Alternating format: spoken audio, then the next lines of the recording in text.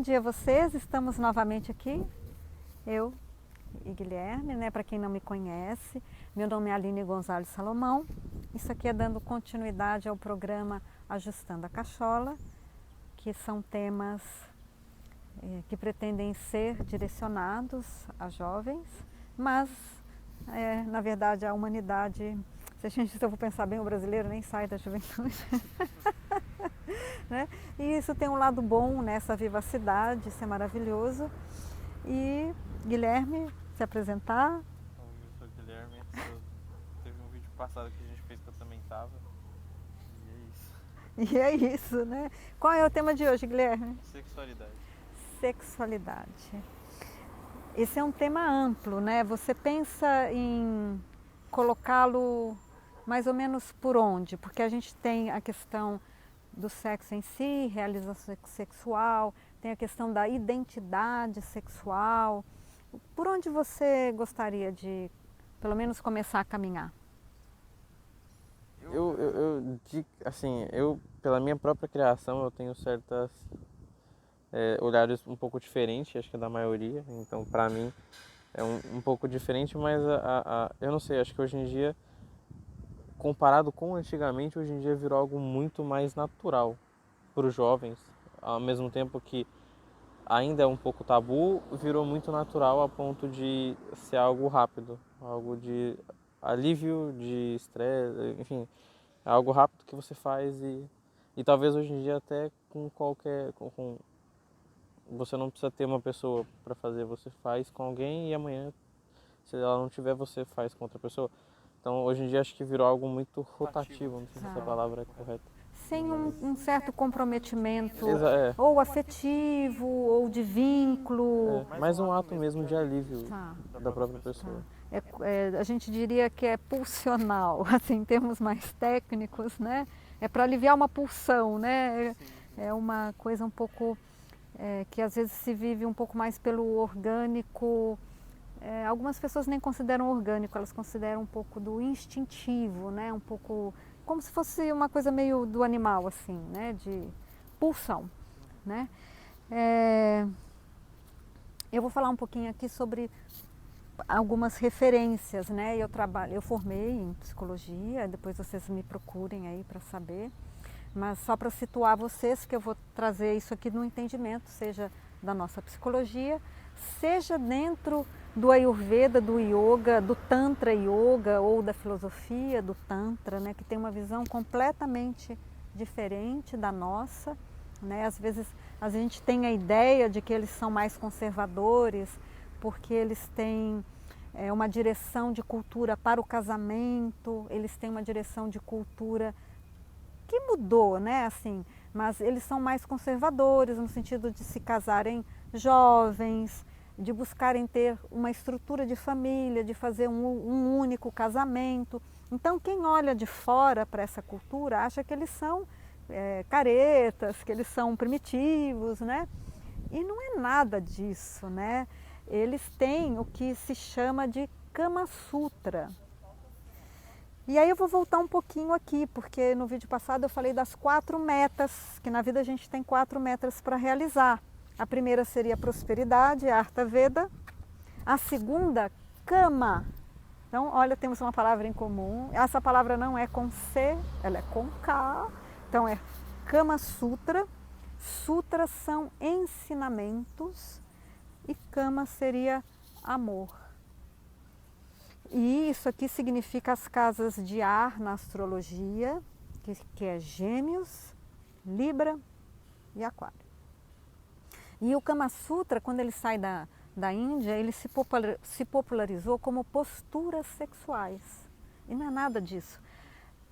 Sutras são ensinamentos, são conhecimentos. Então, quem quiser ter uma referência muito bacana dentro dessa literatura, tem uma médica ayurvédica que publicou um livro. Ele está traduzido em português e ela colocou como o Kama Sutra para mulheres. E ali você tem um ensinamento de relacionamento, de higiene, um esclarecimento que o sexo é uma prática espiritual. O sexo é uma forma de você ter esse samadhi, essa conexão com o Criador. enquanto que para a gente é um pecado, não pode. Por isso que só pode depois do casamento, porque é um pecado, porque senão Deus está vendo, você não pode, porque senão o filho é filho do pecado. Né? Não, você não é filho de Deus, você é filho do pecado. Não, eles não enxergam nada assim, não. Então, para eles, é o oposto. Para a gente é um pecado e você não pode ter um sexo, ou entender sobre o sexo, ou falar sobre o sexo, não pode transar antes do casamento, porque é pecado. E dentro do casamento também é um pecado. E a gente continua transando, e muita gente deixa de ser qualquer religião, porque, não é possível que Deus fez uma sacanagem dessa, botou o prazer, aí isso é pecado? Não, Deus é um filho da mãe, né? Deus é um psicopata, como é que ele fez uma coisa dessa, né? Então aí é difícil às vezes falar da palavra Deus, porque você fala essa palavra, cada um botou um significado. Mas essa cultura é o contrário. O orgasmo é uma realização espiritual, ele é um samadhi. A prática sexual, ela é uma meditação e você extasiar dentro de si. Né? Então, ela a gente pode dizer que ela é um tempo sagrado, mas ela é sagrado num lugar que a gente entende que é sagrado, porque a gente entende sagrado num puritanismo. E eles não têm essa fragmentação. O corpo não é um pecado, o corpo não é não sagrado. Né? Porque a parte, dentro da filosofia Sankhya, você tem um aspecto masculino e feminino disso que a gente chama Deus. Então o Supremo Criador, ele se faz masculino-feminino. E qualquer concreto, esse corpo aqui, essas árvores, qualquer átomo, qualquer parte manifesta é o aspecto feminino da criação. E o sopro de vida, o espírito, é a parte masculina da criação. Isso tudo tem uma inteligência, buddhi. Então é Purusha, o sopro do espírito, Purusha, e a parte manifesta, seja um átomo, seja esse corpo, que é manifesto, que tem vida, né? Essa madeira não tem vida mais, então ela não tem um espírito como a árvore tem. A árvore tem uma vida, ela gera vida, ela está viva, as células estão vivas. Então ali tem um espírito e ela tem uma inteligência. Então a referência de sagrado é tudo. E para a gente o corpo não é sagrado, o corpo é material. Né? Então o corpo ele não é a expressão do divino e para eles não, tudo é expressão do divino, tudo é sagrado e o sexo é uma meditação, ele é um êxtase, ele é a forma de você expandir a sua consciência e sentir o todo, sentir chegar ao Criador. Então eles têm essas escrituras, e isso também não só pela escritura, mas essa orientação vai sendo dado dentro da família, né? E pelos médicos e dentro do yoga, eles vão buscando esse ensinamento para que isso seja o que é, uma oração. O sexo é uma oração, ele é um êxtase. E não tem dizer que não tem aquele fogo. Tem o fogo, mas desde quando esse fogo deixou de ser expressão do Criador? Quando você vive uma paixão positiva, quando você, nossa, que bacana fazer aquilo, essa energia positiva, isso é sagrado. Né? Então essas 4 metas, a segunda meta como realização do amor, eles têm essas escrituras, esses ensinamentos de trazer essa consciência para que homens e mulheres, esse encontro, ele possa ser um encontro sagrado, divino, de êxtase, um com o outro, um através do outro, e eles poderem se expandir e sentir esse todo e vivenciar essa comunhão. Então a nossa cultura, enquanto fragmentações de espiritualidades e religiões e ciência e psicologia, tudo isso faz uma bagunça que a gente tem uma neurose, e mesmo que você diga que se tornou mais natural, a ausência da orientação de como realizar isso continua fazendo com que as pessoas não estejam felizes. Então quem está casado não está feliz no sexo, quem está solteiro não está feliz no sexo. Essa questão da identidade sexual não é o nosso tema, mas eu tenho clientes que são homossexuais, eles sendo homens ou eles sendo mulheres, eles não estão felizes no sexo, né? Nem no sexo, nem no relacionamento, porque não adianta ter a liberdade, assim, adianta no sentido de que liberdade é maravilhoso, mas se você não sabe efetivamente como se realizar ali, isso fica às vezes na pulsionalidade, né? Fica só, é assim, faz assim, fica mecânico, né? Então acaba que bom que a gente quebrou alguns paradigmas no sentido religioso espiritual, que essa cultura já não tem esse paradigma, já não tem, mas eles têm a orientação. Então, olha que bacana, eles são aparentemente conservadores no sentido de que, olha, tem uma família, porque eles compreendem que a cumplicidade é importante, um casal é importante, mas eles compreendem que para você ter uma estrutura de família e uma estrutura de casal feliz, eles têm que estarem felizes no sexo, porque se eles não estão felizes no sexo ali, eles vão buscar fora. Mas se você ensina como isso se realiza, como você se realiza através de uma pessoa, para que você quer outra? Você não quer. Você quer o acolhimento do amor, você quer a cumplicidade, o companheirismo um do outro, e isso também é ensinado no Kama Sutra, o companheirismo um do outro. Também é ensinado não ter dependência emocional, né? Por quê? Porque homem e mulher é muito diferente um do outro, pensando no tradicional de estrutura que a gente está falando aqui, um pouco, aí sim, um pouco conservador, falando na relação homem e mulher, né? No sentido da cumplicidade, mas independente dos gêneros, a gente quer estar em acolhimento, a gente não quer estar sozinho. Então, independente se é uma relação heterossexual ou homossexual, a gente quer ter um companheirismo, a gente quer ter uma cumplicidade, a gente quer ter esse apoio, a gente quer ter essa palavra, a gente quer ter uma construção junto, né? Então, o Kama Sutra ele vai ensinar, e também vai ensinar variações de posturas, porque senão fica chato, né? E porque tem algo que é a expressão de uma energia que flui, e às vezes quando você troca a posição, você tem estímulos energéticos dos chakras, né? Eles vão entender que essas posturas, elas digamos que abrem mais um chakra ou outro, e que na hora que você tem o orgasmo, essa realização pelos chakras, você pode ir extasiando mais profundamente. Então eles ensinam todo esse contexto. Eu falei de linhas gerais, né? Então as 4 metas eu parei na segunda, né?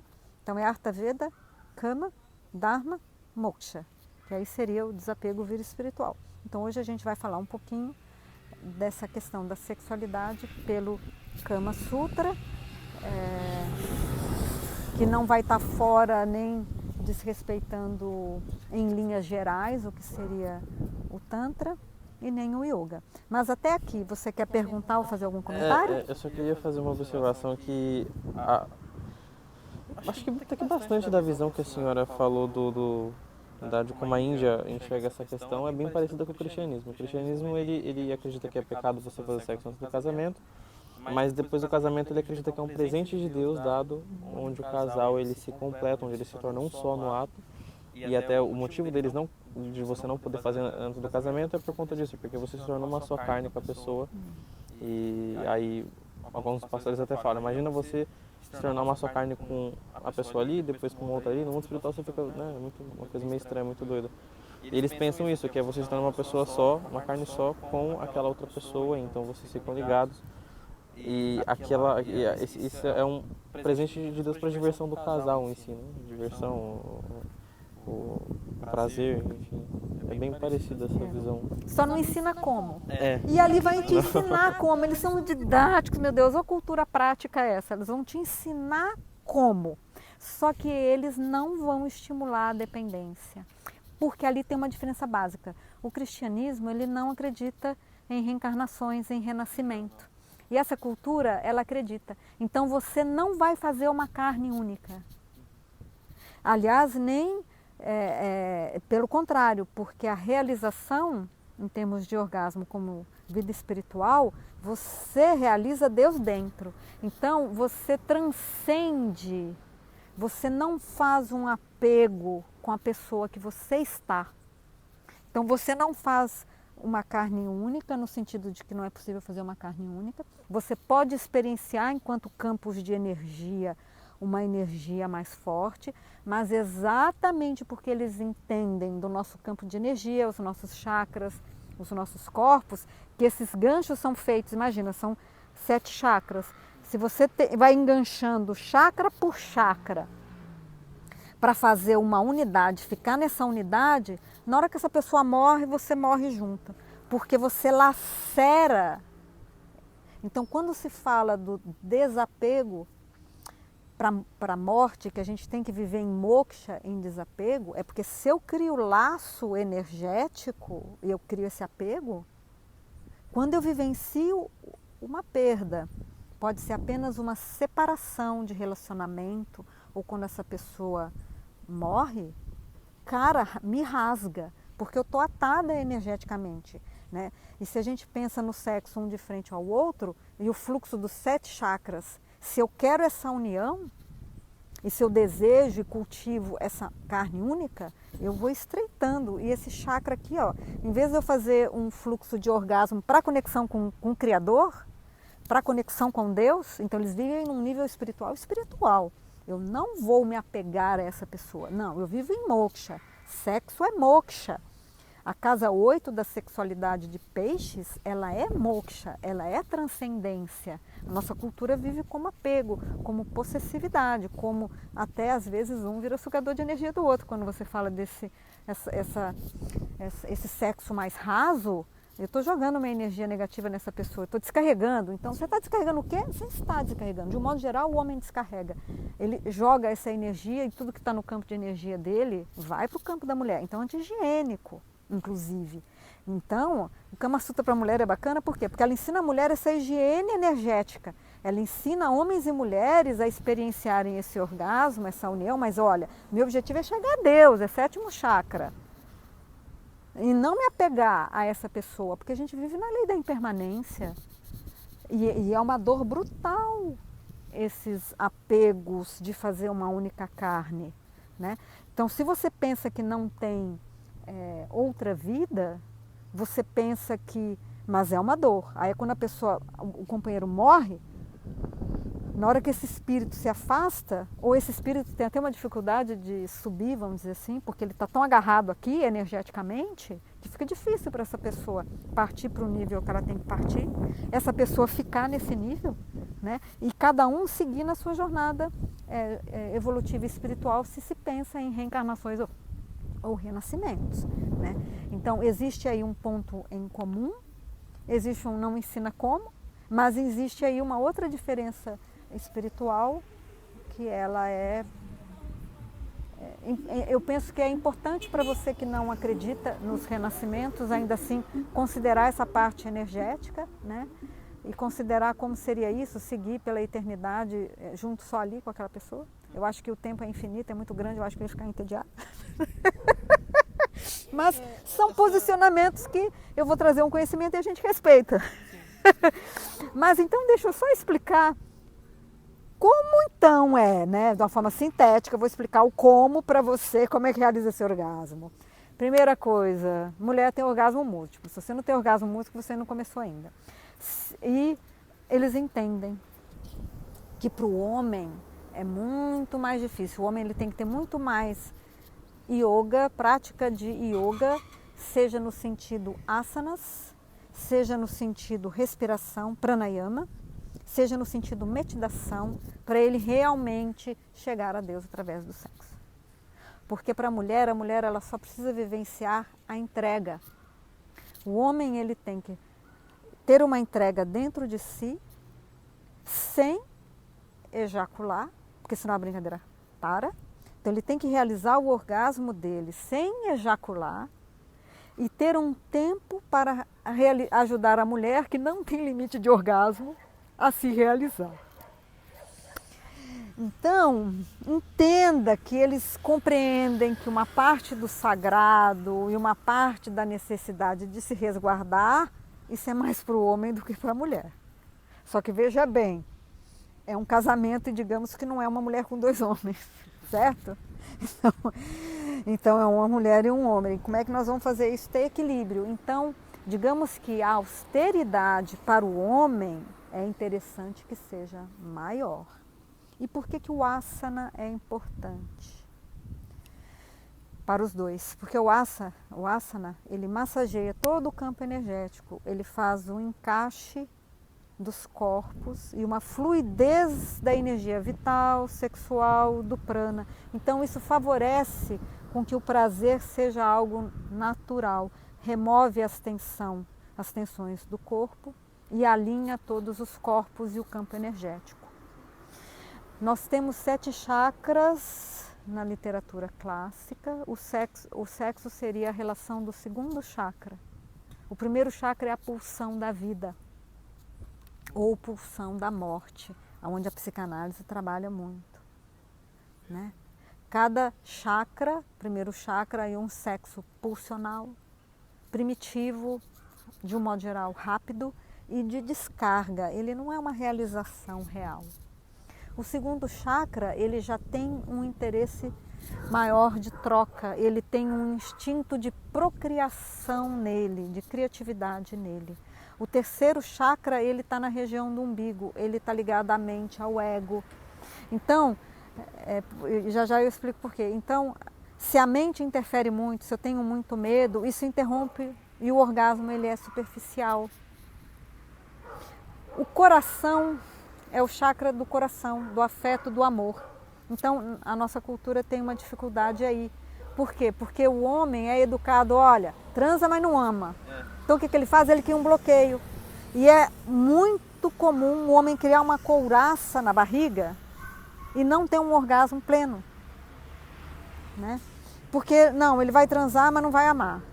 Então ele segura, então ele fica com a vida espiritual restrita, porque o orgasmo dele fica restrito. E as mulheres, elas são educadas tradicionalmente, antigamente, olha, você tem que amar para transar. Então a mulher, muitas vezes ela vai no afeto, ela espera um afeto, ela tem mais dificuldade, ou tinha uma dificuldade maior de viver essa experiência mais, que se chamaria intensa, ou culpas, ou dificuldades de se entregar se ela não sente que ama, ou que ela é amada, aí a cabeça pira e ela não consegue se entregar para o orgasmo, né? O quinto chakra é o chakra da oração.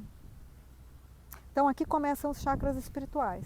Quinto na garganta, sexto no centro da testa e o tampo da coroa seria o samadhi.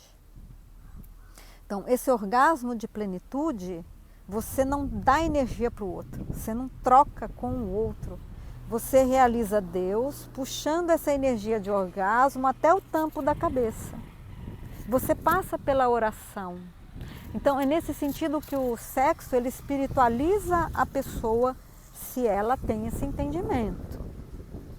E o yoga ajuda porque ele massageia todos os chakras, ele facilita com que as energias vitais, o prana e o sexo flua. Então a pessoa ela vivencia já um sexo já extasiante desde o beijo, desde o olhar, porque ele não tem esses bloqueios energéticos. Então quando a pessoa já sente uma atração, um tesão, essa energia já vai fluindo dentro dela. Então eles não têm bloqueios orgásticos. Nesse sentido, que facilita para os homens. Então ele já pode estar extasiando mesmo antes da penetração. E é isso que se quer, porque se os dois já estão extasiando antes, o tempo desse prazer, o tempo desse usufruto, ele já é mais amplo e ele já é vivido espiritualmente, ele já é vivido como uma oração. Então já se tem uma outra qualidade de amor, de entrega e de intimidade entre o casal, mas eles evitam esses apegos, né? E esse sexo, quando esse orgasmo chega até aqui, a pessoa entra em paz. Então a meditação, o Tantra é esse caminho, o caminho da iluminação espiritual pelo sexo, né? Então, e eles mantêm esse estado extasiante depois na própria meditação. E eles praticam ir nesse êxtase sem o sexo e com o tempo eles transam menos. Então é como se assim, olha, eu vou chegar a Deus através do sexo e quanto mais em Deus eu me torno, que aí eu abro o tampo da coroa, quanto mais em samadhi eu fico, menos eu necessito do estímulo do sexo. Aí eu vou escolher o sexo e não ser escolhido pela pulsionalidade. Então isso que se também diz do brahmacharya, dessa contenção, dessa vida de celibato que se pretende aos padres, a vida de celibato é a vida do Tantra Yoga. O Tantra o Tantra Yoga, ele vai buscar esse samadhi, essa realização da energia sexual sem a necessidade do estímulo sexual. Ela entra em samadhi.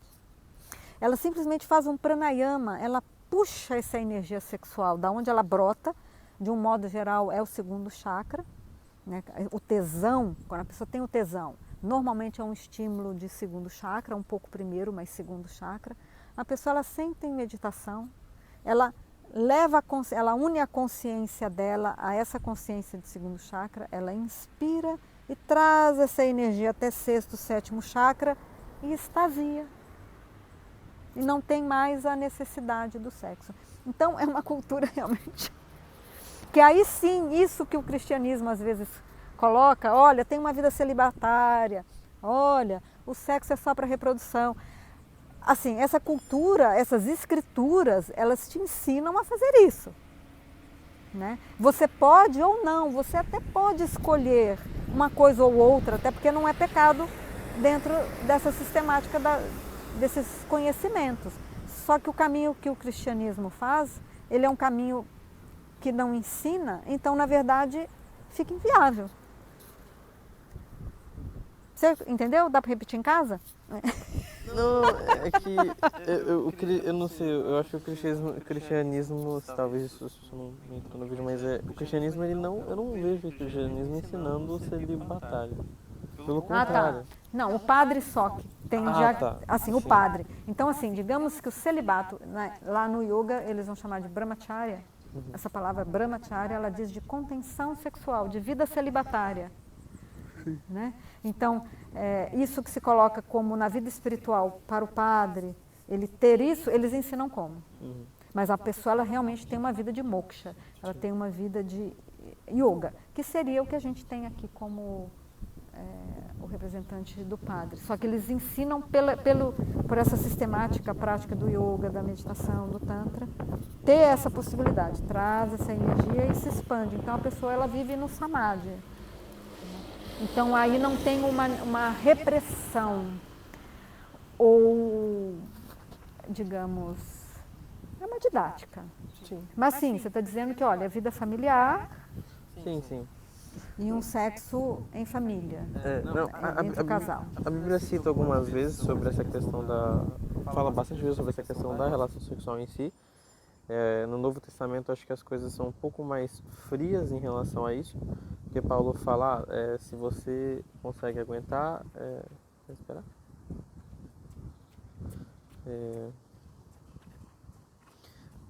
Paulo fala um pouco, se você consegue se controlar, não casa, porque o casamento traz preocupações que você não precisa passar, mas se você não consegue, se você não consegue se segurar, se você não consegue aguentar essa vontade, casa para não pecar, casa para não ficar, enfim, sofrendo à toa. Só que eles tratam como se fosse uma necessidade, precisa acontecer frequentemente para a saúde própria do casamento, mas não é algo como se fosse, é algo como se fosse uma necessidade, não tanto uma, eu não sei como, por exemplo, a cultura indiana faz. É um presente de Deus, é uma ligação com Deus. A Bíblia fala que quando você está fazendo, tem anjos, os anjos estão à volta, quando é feito de acordo com o que tem que ser feito. Deus fica feliz com isso. Mas no Novo Testamento não é citado tanto como algo, nossa, é algo importante. Salomão muito falou disso, né? Salomão muito falou disso em Cantares de Salomão, em Provérbios até, sobre essa questão do sexo. Ele fala de uma forma bem parecida com isso que a senhora fala. O conhecimento, quando a pessoa se dedica ao conhecimento, tem muitas coisas muito semelhantes em todas as religiões. Porque o saber é o saber, e o saber ele caminha, ele se propaga, né? E eu, pelo menos da minha parte, eu penso que é muito importante essa abertura para conhecer, no caso, as escrituras, né? Conhecer essas escrituras e realmente conhecer, para ver onde elas estão convergindo, para onde elas estão divergindo, e para que você se sinta, para que você compreenda também o todo, para se conviva, para que a gente possa conviver com as diferenças, né? E compreender que algumas diferenças elas não são tão distantes assim, porque o saber é o saber. Né? Ele pode ser expresso temporalmente diferente e ter aquele sabor de cada cultura, mas se a gente pensar, as escrituras, no caso aqui do yoga, do ayurveda, elas são ditadas, né? Elas são canalizadas. Algumas coisas dentro do cristianismo, dentro do Velho Testamento, enfim, algumas coisas são palavras de Cristo, palavras dos contemporâneos dele, digamos assim, né, dos amiguinhos dele ali, a patota, mas tem coisas ali que elas são transmitidas, que elas são canalizadas. O espiritismo, ele é canalizado. Então, tem coisas que se você for ouvir, você vai ver que o saber, ele é o mesmo, ele tem algumas diferenças. Conviver com essas diferenças, eu penso ser saudável, porque realmente tem algumas coisas que vai ser da esfera da fé. Né? Ou a pessoa vai ter um arrebatamento, uma expansão de consciência e ter a experiência direta daquilo.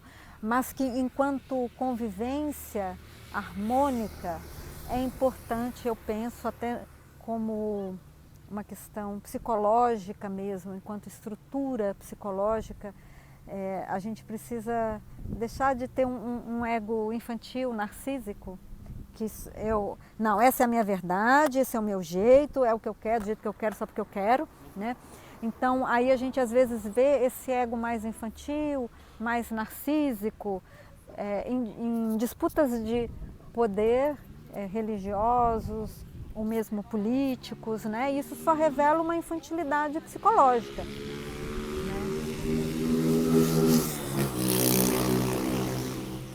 E quando a gente vai amadurecendo, que algumas pessoas conseguem amadurecer com o tempo vivido enquanto estrutura de ego, né? Então a vida passa, eu vou me transformando e o meu ego vai amadurecendo. E algumas pessoas têm mais dificuldade de sair desse ego narcísico. E aí, a frase típica, né? Narciso acha feio que não é espelho. Né? Então, se não é como eu, se não pensa como eu, se não veste como eu, se não come como eu, é errado. Né? Então, o egoísmo, essa estrutura de que eu sou o centro e tudo é para mim, no jardim da infância as escolas estimulam, né? Ir quebrando isso, mas isso não é só uma questão de aprender a dividir, é amadurecer o ego. E às vezes as pessoas têm essa dificuldade, finge que divide. Divido por obrigação, mas dentro de mim eu não acho não, eu ainda sou meio, né? E o narcisismo é um pouquinho pior do que o egoísmo, né? O narcisismo é eu realmente, se pensa diferente de mim, sou contra, eu tenho a verdade. Então, qualquer extremismo revela essa infantilidade de ego. Pode estar na política, pode estar na religião, pode estar na economia, pode estar dentro de casa mesmo, né? É o que a gente estava falando mais cedo, né? Sobre extrema direita e extrema esquerda. A esquerda e a direita tem pontos, enfim, que cada um pensa, eu prefiro a direita, eu prefiro a esquerda, cada um tem seus pontos, mas o extremo dos dois, ele vai fazer coisas que não é legal para nenhum dos dois. Para ninguém, né? E tem o centro, que tem muita gente que se defende no centro, e talvez aquela coisa do muito calor a pessoa morre, muito frio a pessoa morre, um meio termo ali sempre é mais agradável, né? O budismo fala, ele sintetiza como caminho do meio, né? Vamos buscar esse caminho do meio. E esse caminho do meio é sair da rigidez, né? E então eu trouxe aqui conhecimentos dessa cultura dos Vedas, Ayurveda, Yoga, esse entendimento espiritual. Você traz aqui um entendimento espiritual e que todos possam ter mais. Então, quanto mais, num certo sentido, melhor. Então, eu penso que a diversidade enriquece, mas o exercício do discernimento, ele é importante. E o respeito àquilo que cada um achou apropriado para si. Isso é delicado, esse fator liberdade, né? Então as pessoas elas precisam também se vestir um pouco dessa responsabilidade do que envolve, né, as consequências. Então a vida ela nos exige realmente amadurecer, evoluir nesse sentido de ego, de estrutura de ego, sempre está buscando a atitude reflexiva para encontrar o melhor em cada momento, né?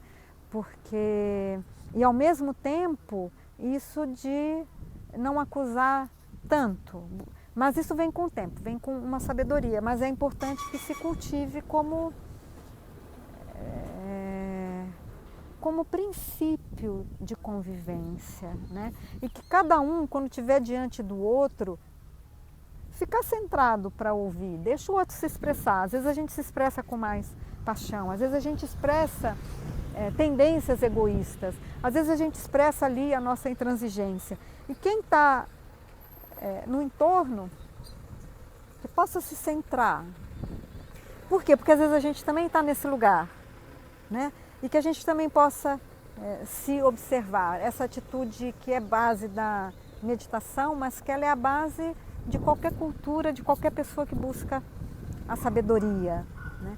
Porque a gente pode pegar o que nos é melhor a cada instante, o que eu não sei, deixa eu observar. Não, te faz feliz, te faz justo, te faz íntegro. Eu acho que esse princípio ético, ele é importante no todo dos contextos, né? E que a gente sempre observe esse nosso ego, quanto sou narcísico, quanto eu quero o que eu quero do jeito que eu quero, só porque eu quero e é assim que eu quero. E na esfera da sexualidade, isso é muito importante. Porque a realização sexual, ela é sair do ego. Porque ela é da esfera de eu me entregar a sentir a sensação que eu sinto. Isso, como ele é exigente para os homens, com os meus clientes homens, seja na terapia corporal, onde eu vejo essa couraça aqui, muito comum, eles não sabem segurar a ejaculação na base, no ponto marma do primeiro chakra, né? A base do períneo. Então, nesse sentido, o yoga educa os homens pelos asanas, educa a fazer os bandhas, as contrações. Então, o homem entende onde é que ele tem que segurar para não ejacular. E às vezes ele segura aqui na barriga e ele tem um prazer muito limitado. E isso empurra o homem para uma vida de que, eu tenho um prazer que eu não consigo realizar. E aí ele vai na fantasia, ele olha uma mulher, ele acha que é aquilo. Então, uma parte da nossa dificuldade de fidelidade, às vezes eu amo essa pessoa, mas como eu não estou realizado sexualmente, eu tendo a querer buscar. E a prática de asana, a prática de bandas, que é comum na prática de asana, a prática de pranayama, que é comum na prática, educa o homem, ele consegue. E assim ele pode evoluir enquanto amadurecimento de ego e ele pode evoluir espiritualmente no sentido, seja de desenvolver sabedoria, porque esse orgasmo ele vai abrindo os chakras, vai desenvolvendo consciência, ele vai abrindo o intelecto superior, né? E vai saindo disso que as mulheres falam do egoísmo, né? Para uma mulher, um homem sempre será egoísta. Por quê? Hormônio. Em primeiro lugar, hormônio. Então, aí eu estou falando de homem e mulher, corpo biológico. Se o corpo biológico é feminino, tem o predomínio de hormônio. Se o corpo masculino, o corpo biológico é masculino, ele tem outro predomínio de hormônio. Então, o comportamento sexual, o interesse sexual vai ser diferente. E isso vai interferir nas inteligências, nas ações entre os cérebros. Então, a mulher, ela tem uma anatomia que gera um filho. Mulher, lua, mulher, signo de câncer, mulher, ela tem uma capacidade de moksha, de doação, de amor incondicional, que a biologia do homem não favorece. Então, o corpo da mulher favorece a vida espiritual. Então, na perspectiva da mulher, o homem sempre será mais egoísta.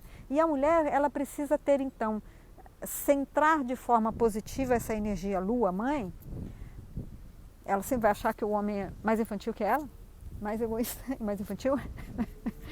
Então, a mulher ela tem que desenvolver essa consciência, seja Lua, seja Vênus, para trazer a devida disciplina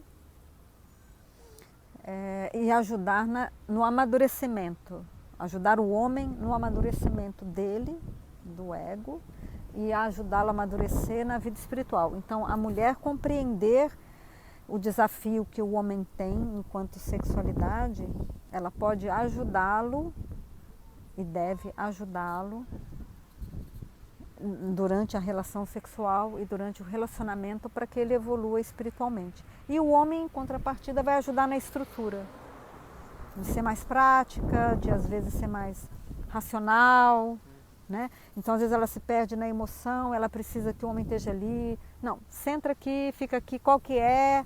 Puxar um pouquinho para o racional. Não, calma, vamos resolver assim, assim, assim, né? E assim essas polaridades podem se equilibrar fora, mas dentro nós temos Lua no mapa astral. Todo mundo tem Lua e Vênus, todo mundo tem Marte e Sol. Então, na nossa energia, nós temos masculino e feminino. Isso a filosofia Sankhya compreende. Então, a gente pode e deve buscar realizar o princípio masculino e feminino dentro de cada um de nós, e somos inteiros.